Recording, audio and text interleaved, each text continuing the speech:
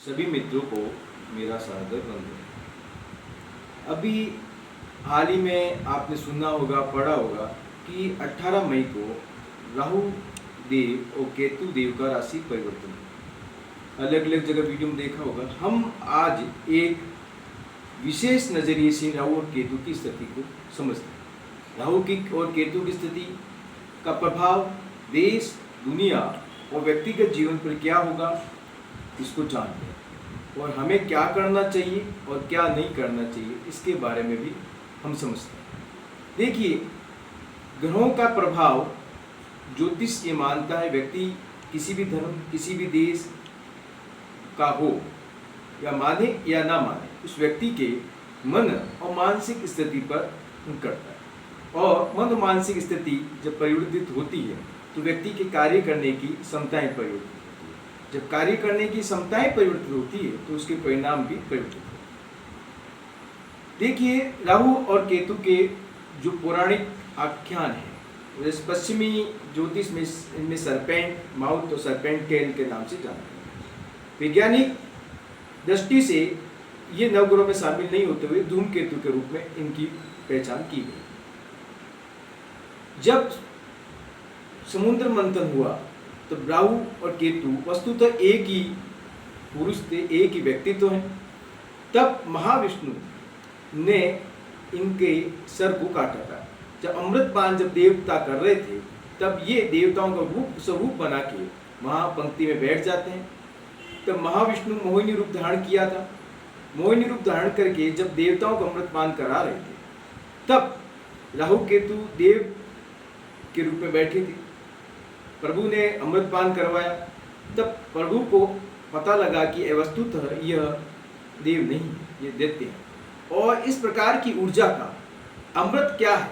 अमृत कोई लिक्विड या कोई रसायन नहीं है, एक ऊर्जा है, एक तत्व, एक ऊर्जा की उपमा के रूप में अमृत बताया गया है। उस ऊर्जा से व्यक्ति परमात्मा से जुड़ जाता है, वो असंभव कार्य भी संभव कर सकता है। वो ऊर्जा का प्रधान था। एक जैसे एक सद्गुरु एक सत शिष्य में शक्तिपात करता है और शक्तिपात से वो तत्कालिक रूप से एक महान शक्ति बन जाता है। एक उपमा के रूप में पुराणों में बताया गया था। ये कोई तत्व नहीं है। जैसे आप स्वरूप में देखते हैं कि कलश है, कलश से उसमें उनको अमृतपान कराया जा रहा है। एक जो भी पौराणिक चीजें दी गई हैं, ये किसी अच्छे निर्देशन सद्गुरु ही आपको बता सकता है वो कहना क्या चाहते हैं। उसके शाब्दिक अर्थ अलग हैं, उसके मायने अलग हैं। तो इसका अर्थ ये था कि जब उन्होंने महाविष्णु जब महा ऊर्जा का शक्तिपात एक सद्गुरु के रूप में कर रहे थे, तब उस कुपात्र जो थे राहु और केतु जो एक ही हैं, उन पर जब पात्र करते हुए जब ध्यान भंगने की अवस्था में, तो जब उन्होंने शक्तिपात किया तब उनको पता लगा कि ऊर्जा के बीच में कोई क्लेश आ रहा है, मतलब वस्तुतः जिनका चयन किया वो नहीं है। तो उन्होंने तत्कालिक रूप से उस ऊर्जा को स्टॉप किया और उस ऊर्जा को समाप्त करने की कोशिश की।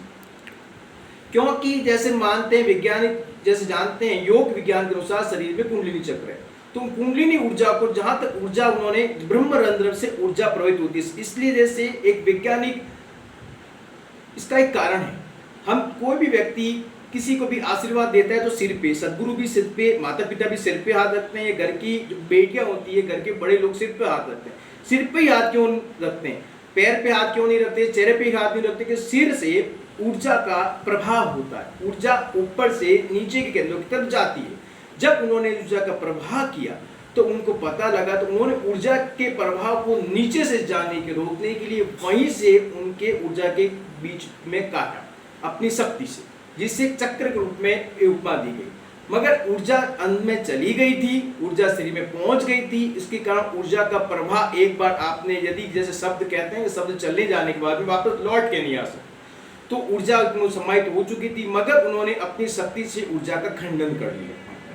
ठीक है, जैसे परमाणु के अंदर ऊर्जा का खंडन होता है, वैसे विखंडन हुआ। विखंडन होने के बाद ऊर्जा का कभी भी क्षय नहीं हो सकता, बस रूपांतरण हो सकता है। इस सिद्धांत के अनुसार वो राहु और केतु दो विविध प्रकार की ऊर्जाएं बन गई। मूलतः उनका स्वरूप नकारात्मक था, मगर उनमें कुछ ऊर्जा से थोड़ी सी सकारात्मकता आई, वो ही राहु और केतु के रूप में बने। ये एक सूक्ष्म रहस्य, एक यौगिक रहस्य है। पुराणों में केवल शब्दों से आप इसको समझते हैं। एक व्यक्ति जिसकी आंख, जिसको ज्ञान और जिसको जिसे एनलाइटमेंट प्राप्त होता है, वो ही इन चीज़ों को, आपको बारीकियों को समझा सकता है। मैं इसमें कहीं खुद की बड़ाई नहीं कर रहा हूँ। देखिए अभी राहु केतु क्या करेंगे। राहु केतु ब्रह्मांड में परमात्मा, जिसे आप प्रकृति मानते हैं, ऊर्जा है, आपको मानना पड़ेगा। यदि हम एक नास्तिक रूप से सोचें कि दुनिया में यदि कोई कुछ है या नहीं है, मगर प्रकृति जरूर है और प्रकृति को विज्ञान मानती रहेगी। ये आपने कोरोना में भी देखा है, बड़े बड़े भूकंप भी आते हैं। क्या भूकंप को रोका गया आज तक? क्या बाढ़ को रोक सकती है? बस प्रकृति के सामने नतमस्तक हो सकती है। और सनातन विज्ञान, सनातन दर्शन ने हमेशा प्रकृति को ध्यान दिया, प्रकृति का सम्मान किया। हमारी जो ज्योतिष, हमारा वास्तु, हमारा यज्ञ विज्ञान, हमारे रत्न विज्ञान, पूर्णतः व्यक्ति का जीवन प्रकृति से सामंजस्य पर आधारित है। यदि कोई से अंधविश्वास कहे, इसे कोई ढकोसला कहे, इसको पाखंड कहे, ये उसकी बुद्धि की छोटी स्थिति है। वो केवल खुद से आकलन कर रहा है। वो ये नहीं जानता कि हम इस यूनिवर्स के भाग है, यूनिवर्स में कुछ भी घटित होता है उसका प्रभाव हम पर पड़ता ही है। हम तभी सुखी हो सकते हैं, हमारा जीवन तभी शांत हो सकता है जब हमारे अपने संतुलन को हम प्रकृति से, इस विश्व के यूनिवर्स से स्थापित करें। तो ये राहु और केतु को समझने का कारण ये है कि हम अपने इस ऊर्जा के संतुलन को प्रकृति से इनके स्थापित करें। देखिए राहु और केतु से अब क्या होगा। अब राहु और केतु, देखिए ज्योतिष केवल किताबी सूत्रों को रटने का नहीं है, ये ब्रह्मांड के अज्ञात रहस्यों को जानने का ज्ञान है। ये वही जान सकता है जिसने ध्यान की गहराइयों में अपनी ऊर्जा को यूनिवर्स की ऊर्जा के साथ सामंजस्य किया। यदि कोई रटे रटाए सिद्धांतों से ज्योतिष को प्राप्त करने की कोशिश करता है, असंभव है कि वो इस परतों को छेद नहीं सकता। जैसे प्याज के रहस्य को जानने के लिए आप उनको छिलके उतारने पड़ते हैं, प्याज को बाहर से आप प्याज को नहीं समझ सकते। तो राहु केतु का जब परिवर्तन होगा तो जीवन के विविध आयाम निश्चित रूप से, मानिए 18 महीनों में आप देखना हर व्यक्ति के जीवन की स्थिति की परिवर्तन होगा, समाज में परिवर्तन होगा, देश में परिवर्तन होगा, स्थिति में परिवर्तन होगा, ज्ञान में परिवर्तन होगा और विज्ञान में परिवर्तन होगा। ये साक्षी आप रहेंगे, मैं रहेगा और ज्योतिष और ये जो वेद विज्ञान ने अपनी प्रमाणिकता हमेशा सिद्ध की है और हमेशा सिद्ध करता रहेगा। यदि कोई से पाखंड, कोई से अंधविश्वास या इसे कोई पैसे कमाने का तरीका समझें तो वो उनकी बुद्धि और उनका विवेक उन तक सीमित है। ये हमारा प्रथम चरण था। आगे के चरण में हम इस बारीकियों को और समझेंगे कि क्या परिवर्तन होगा, मगर मुख्यतः 2-3 बात बता देता हूँ।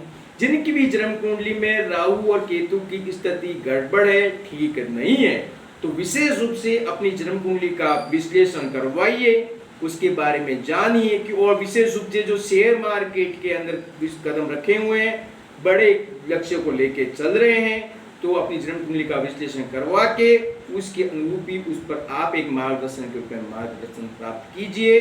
कैसा लगा वीडियो आप शेयर कीजिए, कमेंट कीजिए और व्यक्तिगत यदि किसी को प्रश्न है तो मेरे व्हाट्सएप 8209276807 पर संपर्क कर सकते हैं। परामर्श शुल्क, सेवा शुल्क दे रहेगा, निःशुल्क की व्यवस्था नहीं है। सभी को सादर वंदन, प्रणाम। ओम।